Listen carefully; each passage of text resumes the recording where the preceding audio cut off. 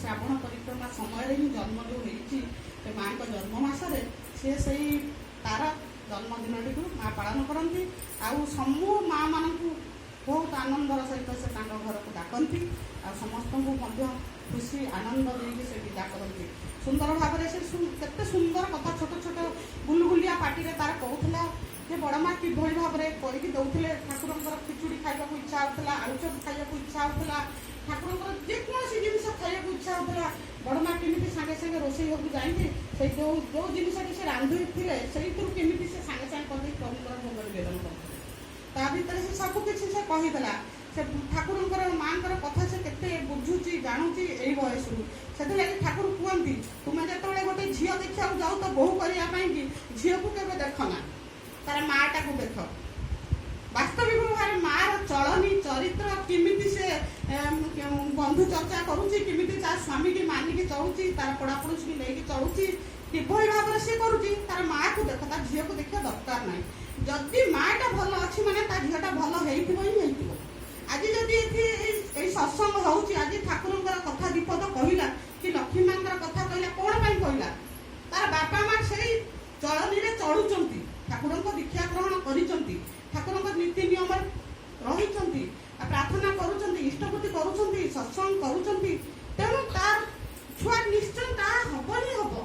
ଠାକୁର କହିଲେ ତମର ଯୋଉ ତମେ ଯାହା କହୁଛ ଯାହା କରୁଛ ଠାକୁରଙ୍କୁ କେମିତି ଧରିଛ, ତମର ରେତଧାରା ମାଧ୍ୟମରେ ତାକୁ ଯଦି ପରିପ୍ରକାଶ ନ କଲ ତାହେଲେ ମତେ ତୁମେ ଠକିଦବ।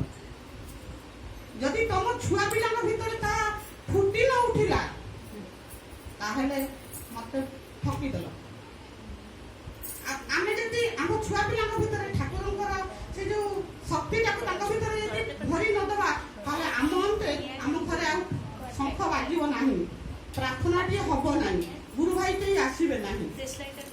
ତେଣୁ ଆମେ ସେଇଭଳି ଭାବରେ ଆମ ପିଲାମାନଙ୍କ ଭିତରେ ସତ ଚେଷ୍ଟା କରିକି କିଭଳି ଭାବରେ ପିଲା ସେଇ ଦିଗରେ ଯିବ। କେତେ କେତେ ଦୁଷ୍ଟ ପିଲାକୁ ମା ସାଇଜ କରିଦିଏ, ଶାନ୍ତ କରିଦିଏ। ତାର ସମୟ ସୁବିଧା ଦେଖିକି ଗୋଟେ ମା ସବୁ କିଛି କରିପାରିବ। ମା ପାଖରେ କୋଉଟା ବି ଅସମ୍ଭବ ନାହିଁ, ସବୁ ସେ ସମ୍ଭବପର କରିଦେବ। ସୁନ୍ଦର ଭାବରେ ଆମେ ଆଲୋଚନା କରୁଥିଲେ। ଆମର ମା ମଧ୍ୟ ଆମର କୁନି ସାହୁ ମା ମଧ୍ୟ କହୁଥିଲେ ବହୁତ କଥା ସେ କହୁଥିଲେ। ତାଙ୍କର ଭିତରେ ଆହୁରି କଥା ଅଛି, ଆହୁରି ସମୟ ଦେଲେ କହିପାରିବେ।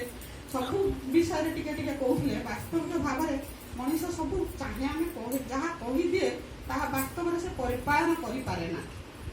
କିନ୍ତୁ କହିବା ଆଉ କରିବା ଭିତରେ ବହୁତ ପାର୍ଥକ୍ୟ। ଠାକୁର କହିଲେ ତୁମେ କମ୍ କୁହ ଆଉ ବେଶୀ କର, କମ୍ କଥା କୁହ ବେଶୀ କର।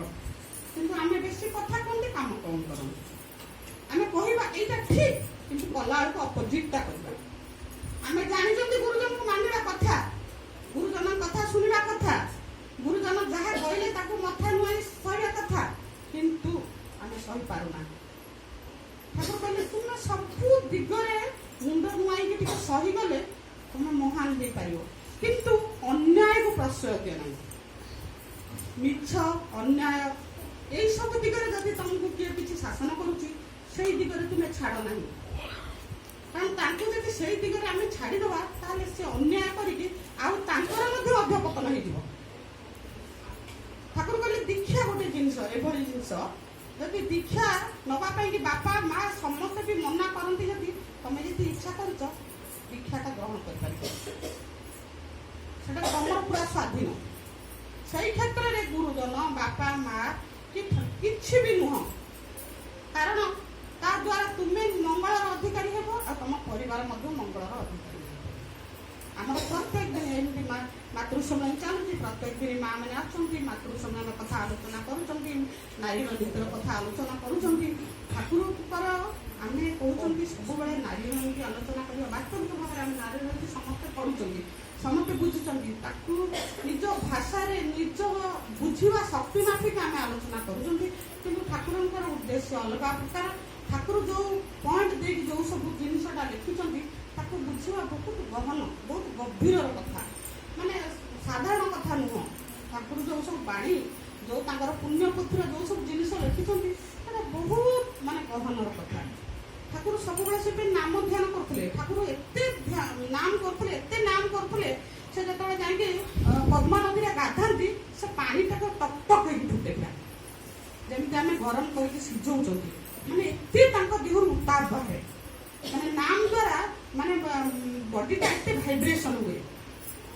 ମାନେ ଠାକୁର କେତେ ସମୟ ସେ ନାମ କରନ୍ତି, ନାମ କଲା ପରେ ସେ ଏତେ ତାଙ୍କର ବଡିଟା ଗରମ ହୁଏ, ତାକୁ କଣ୍ଟ୍ରୋଲ କରିବା ପାଇଁ ପଦ୍ମା ନଦୀରେ ସେ ବୁଡ଼ି ବୁଡ଼ି ଗାଧାନ୍ତି, ବହୁତ ସମୟ ବୁଡ଼ି ବୁଡ଼ି ଗାଧାନ୍ତି। ଆଉ ପଦ୍ମା ନଦୀର ସେଇ ସ୍ଥାନଟି ପୁରା ସେଇ ଜଳଟି ପୁରା ଏକଦମ ଗରମ ପାଣି ହେଇଯାଏ, ପୁରା ଫୁଟେ ଟକମକ ହେଇକି, ଏଭଳି ଭାବରେ ନାମ କରନ୍ତି। ମାନେ ନାମଟା କେତେ ଦୂର ଇଏ, ଯଦି ମଣିଷ ଜଣେ ନାମ କରିବ ତାର ସେ ସୁବାଟ ପାଇବ ହିଁ ପାଇବ, ଏଥିରେ କିଛି ସନ୍ଦେହ କରିବା ନାହିଁ କି ଭାବିବାର ନାହିଁ। ସୁନ୍ଦର ଭାବରେ ପ୍ରତ୍ୟେକ ଦିନ ମା ମାନେ ଏଇଭଳିଆ ସବୁ ନୂଆ ନୂଆ ମା ମାନେ ଯୋଉମାନେ କହିବାକୁ ଇଚ୍ଛା କରୁଛନ୍ତି, କିଛି କହିବା ପାଇଁ କି ଚାହୁଁଛନ୍ତି, ପଦେ ଅଧେ ଯାହା ହେଲେ ବି ଚାହିଁଲେ ତାଙ୍କୁ ଯାଜନର ସୁଯୋଗ ମଧ୍ୟ ଦିଆହବ। ଆମର ତ ଏମିତି 30 ଦିନ ଯାକ ପ୍ରତ୍ୟେକ ମା ମାନଙ୍କୁ ବ୍ୟକ୍ତିଗତ ଭାବରେ ଯାଜନ କରିବାକୁ ଦିଆହଉଛି। ଯାହା ଘରେ ମାତୃଶୁଣନ୍ତି ତାର ସେଦିନ ବ୍ୟକ୍ତିଗତ କଥା କହିବ, ତା ନିଜର ଦୁଃଖ ଅନୁଭୂତିର କଥା କହିବ, ସେଟା ତ ସୁଯୋଗ ଦିଆହଉଛି। ତାପରେ ଅନ୍ୟ ସମୟରେ ମଧ୍ୟ ମା ମାନଙ୍କୁ ସୁଯୋଗ ଦିଆହଉଛି, ଟିକେ ମାଙ୍କର କଥା କୁହ, ଠାକୁରଙ୍କର କଥା କୁହ, ଯିଏ ଯୋଉ ଭଜନ ଜାଣିଛି ତାଳ ଲୟ ନହେଲେ ମଧ୍ୟ ସେ ଗାଉ, ତାକୁ ଟିକେ ଆନନ୍ଦ ଲାଗିବ, ଖୁସି ଲାଗିବ, ସେ ଖୁସି ଆଉ ଆନନ୍ଦର ଅଧିକାରୀ ହେଇପାରିବ, ଠାକୁରଙ୍କ କତିକି ଆସିବାର ସେ ମାନେ ତାର ଆଗ୍ରହଟା ବଢ଼ିବ।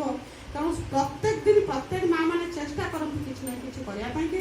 ତାପରେ ଆମର ସାଉମା ଯୋଉ କହୁଥିଲା ମଝିରେ ମଝିରେ ଆମେ ମାତୃଶୁଣୀ ସରିଲା ପରେ, ଆମର ଉଦଯାପନୀ ସରିଲା ପରେ ଆମେ ଗୋଟେ ଦିନ କୋଉଦିନ ଚିନ୍ତା କରିବା, ଆମର ଯେମିତି ପ୍ରଥମ ମାସର ପ୍ରଥମ ଦିନ କରାହଉଥିଲା ମାତୃଶୁଣୀ ଆଗରୁ, ସେଇଭଳିଆ କରିବା କି ଅନ୍ୟ ଦିନ ବି ଯିଏ ମାନେ ଚାହିଁବେ ଯଦି ଇଚ୍ଛା କରିବେ କରିବା ପାଇଁ କରିବା। କଣ ହେଲା, ମାତୃଶୁଣୀ କିଛି ଖରାପ କଥା ନୁହଁ, ଭଜନ କୀର୍ତ୍ତନ ଯାଜନ ଏସବୁ ହେବା ଦ୍ୱାରା ମା ମାନେ ପ୍ରେରଣାପୁଷ୍ଟ ହୋଇ ବାହାରି ପାରିବେ, ପିଲାମାନେ ମଙ୍ଗଳର ଅଧିକାରୀ ହେଇପାରିବେ, କିଛି ବହୁତ ଭଲ କଥା। ସବୁବେଳେ ମା ମାନଙ୍କୁ ତ ଜାଗରିତ ହେବା ଦରକାର ନିହାତି ମା ମାନଙ୍କୁ। ତେଣୁ ଆଜି ସେଇ ଇସ୍ପିତା ଆଜି ତାର ବ୍ୟକ୍ତିଗତ ଭାବରେ ପ୍ରଭୁଙ୍କୁ ଧରିକି ଇଷ୍ଟ ପଥରେ ହିଁ ଆଗେଇ ଚାଲୁ, ଆହୁରି ଆହୁରି ଏଇଭଳି ପ୍ରଭୁଙ୍କର କଥା କହୁ, ଠାକୁରଙ୍କର ନାରୀର ନୀତି ସତ୍ୟାନୁସରଣ, ନାରୀର ପଥେ ପ୍ରତ୍ୟେକଟି ବାଣୀକୁ ସେ ତା ଭିତରେ ନିଜେ ଯେମିତି ଉଜ୍ଜୀବିତ କରି ରଖୁ, ଏହା ହିଁ ମୋର ପରମ ପିତାଙ୍କ ପାଖରେ ପ୍ରାର୍ଥନା। ଆଉ ଯୋଉ ସେନ ମା ଆଉ ସେନ ଭାଇ ତାଙ୍କର ପରିବାର ଆଜି ଯୋଉ ଆମକୁ ଏଇ ଆନନ୍ଦ ଦେଇଛନ୍ତି, ମାତୃଶୁଣୀର ସୁଯୋଗ ଦେଇଛନ୍ତି, ତାଙ୍କର ପାରିବାରିକ ଜୀବନ ସୁଖମୟ, ଶାନ୍ତିମୟ, ମଙ୍ଗଳମୟ ହେଉ, ଏହା ହିଁ ମୋର ପରମ ପିତାଙ୍କ ପାଖରେ ପ୍ରାର୍ଥନା।